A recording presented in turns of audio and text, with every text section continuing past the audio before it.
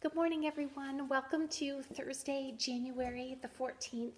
I hope you've been practicing your memory verse, but I also hope you are excited for us to read today so that we can finally find out what was King Nebuchadnezzar's dream.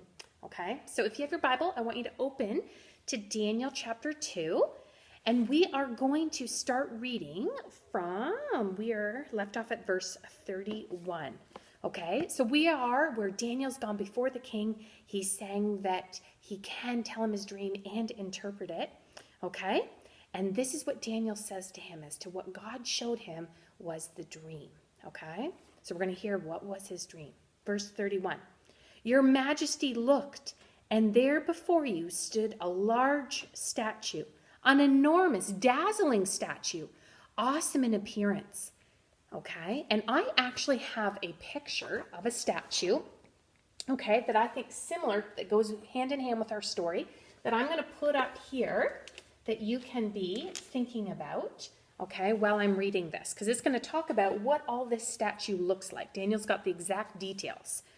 The head of the statue was made of pure gold, okay? Its chest and arms were of silver, and its bellies and thighs of bronze. So the thighs is from your knee up on your leg, up to your hip. And it was made of bronze. Its legs of iron, and its feet partly of iron and partly of baked clay. While you were watching, a rock was cut out, but not by human hands. It struck the statue on its feet of iron and clay and smashed them.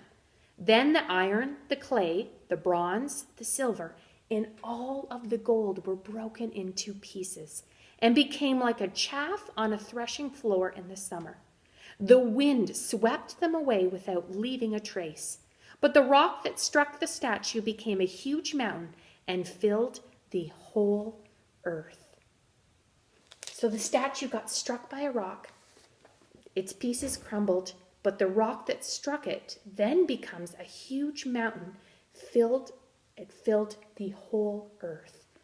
So I wanted to put this picture before you because this is where Daniel, when he went to sleep that night and God gave him a vision of Nebuchadnezzar's dream, he got to see this, right? Or something similar to that, where he saw this statue that Nebuchadnezzar dreamed about. Now, unfortunately, you'll have to wait until tomorrow where we finish chapter 2 to discover, what does this mean? Why did King Nebuchadnezzar dream about a statue and a rock that wasn't made out of human hands that came to destroy it and ended up becoming a mountain? Okay, so we've got our statue there. Okay, now I will give a little bit of a hint. Oftentimes in the Bible, when they talk about mountains, sometimes they were a symbol of a kingdom.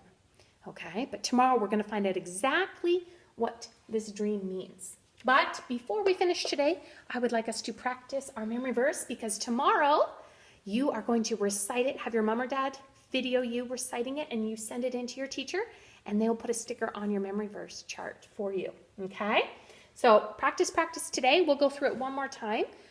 Okay, I'm just noticing my screen. You can't quite see the bottom. Here we go.